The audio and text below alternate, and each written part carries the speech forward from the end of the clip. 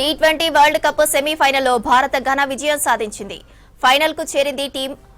భారత బౌలర్ల దాటికి ఇంగ్లాండ్ టాప్ ఆర్డర్ కుప్పకూలింది. 20 ఓవర్లలో 7 వికెట్ల నష్టానికి 246 పరుగులు చేసింది ఇంగ్లాండ్ జట్టు.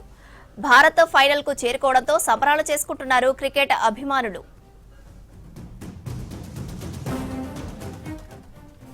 అంతకుముందు మొదట బ్యాటింగ్ చేసిన భారత్ భారీ స్కోర్ చేసింది. 20 ఓవర్లలో 7 వికెట్లు కోల్పోయి 253 పరుగులు చేసింది. ఓపెనర్ సంజు శాంసన్ 42 బంతుల్లో 89 పరుగులు చేశాడు. సిక్సర్లు, ఫోర్లతో పరుగుల వరద పారించారు. జనరల్ గా వాంఖడే స్టేడియం బ్యాటింగ్ పిచ్ కావడంతో ఇండియన్ బ్యాట్స్మెన్ ధనాధన్ ఇన్నింగ్స్ ఆడారు.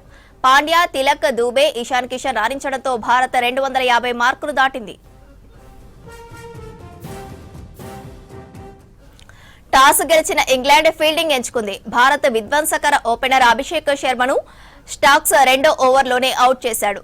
వికెట్ పడ్డ సంజు శాంసన్ మాత్రం తన విధ్వంసాన్ని ఆపలేదు. పవర్ ప్లేలో 6లు, 4లతో ఇంగ్లాండ్ బౌలర్లపై విరుచుకుపడ్డాడు.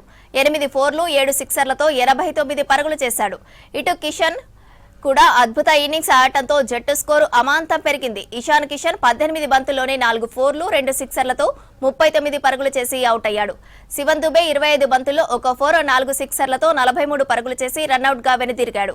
ఇటు చివర్లో హార్దిక్ పాండ్యా రెచ్చిపోయాడు. 12 బంతుల్లో 3 4లు, 2 సిక్సర్లతో 21 పరుగులు చేశాడు. ఇటు తిలక్ వర్మ సైతం అద్భుత ఇన్నింగ్స్ ఆడటంతో భారత్ భారీ స్కోర్ చేసింది.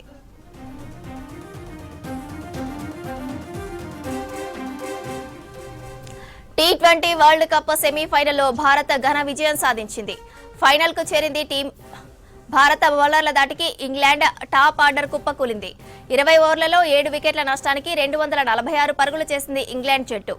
భారత్ ఫైనల్ కు చేరుకోవడంతో సంబరాలు చేసుకుంటున్నారు క్రికెట్ అభిమానులు.